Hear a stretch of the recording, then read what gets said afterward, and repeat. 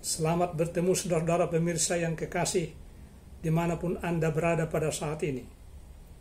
Selamat bergabung kembali dalam pembelajaran kita tentang pernikahan dan keluarga melalui media online ini. Dalam pertemuan yang lalu, batas pembahasan kita ialah tentang landasan Alkitab bagi pernikahan dan keluarga.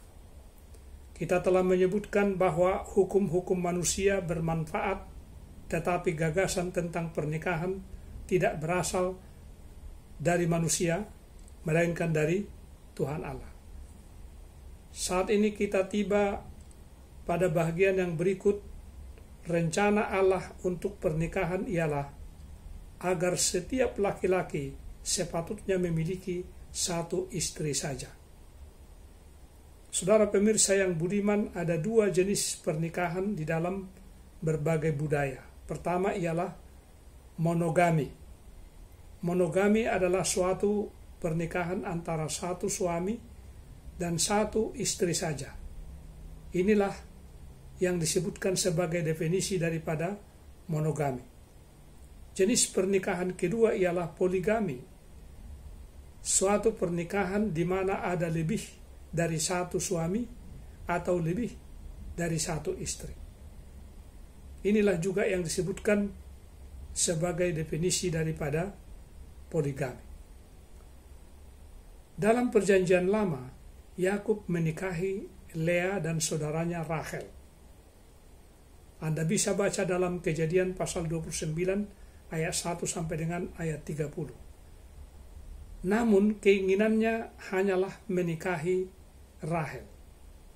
Labanlah seorang penyembah berhala dan penipu yang ingin agar Yakub memiliki lebih dari satu istri. Alkitab mengajarkan bahwa monogami, suatu pernikahan antara seorang laki-laki dan perempuan, merupakan rencana Allah. Ini jelas dalam kisah keluarga pertama Adam dan Hawa.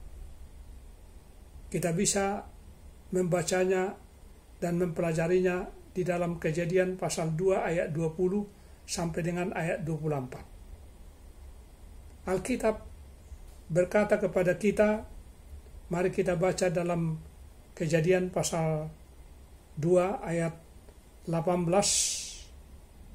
dan ayat 24.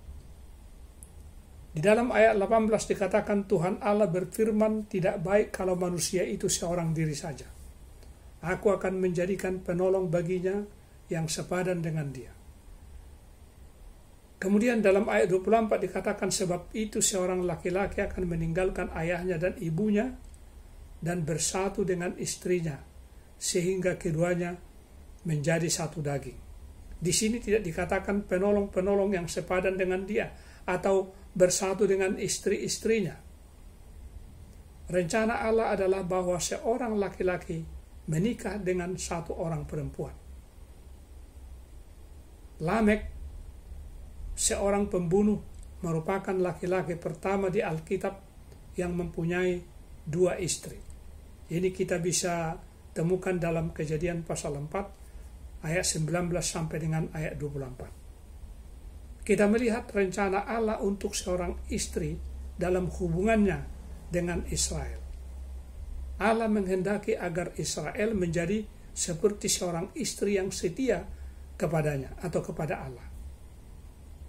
Hosea menunjukkan bahwa Allah tidak memiliki istri lain kecuali Israel. Sebagaimana Israel tidak boleh memiliki suami lain kecuali Allah sendiri.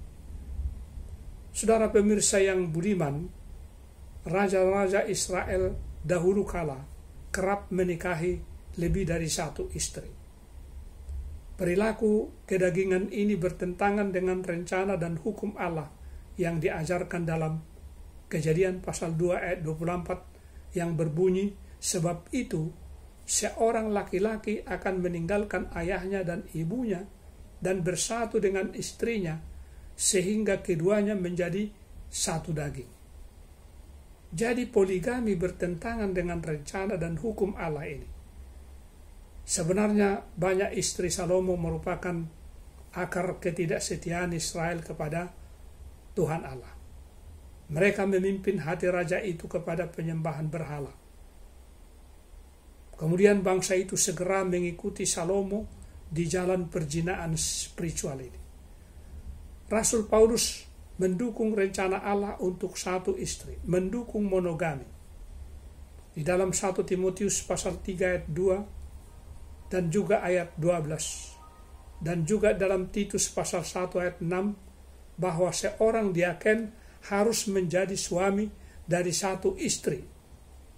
Demikian juga bila mana kita baca di dalam 1 Timotius pasal 5 ayat 9. Agar seorang janda menerima dukungan, dia harus menikah dengan satu suami saja. Bagaimana pendapat Yesus mengenai hal ini? Yesus menegaskan bahwa rencana Allah ialah agar seorang laki-laki menikahi satu istri saja. Dikatakan saudaraku dalam Matius pasal 19 ayat 4 dan 5, dan juga dalam Injil Markus pasal 10 ayat 6 dan 7. Namun kita akan baca hanya di dalam Matius 19 ayat 4 dan 5 dikatakan, di dalam ayat 4 kita mulai, tidakkah kamu baca bahwa Ia yang menciptakan manusia sejak semula menjadikan mereka laki-laki dan perempuan?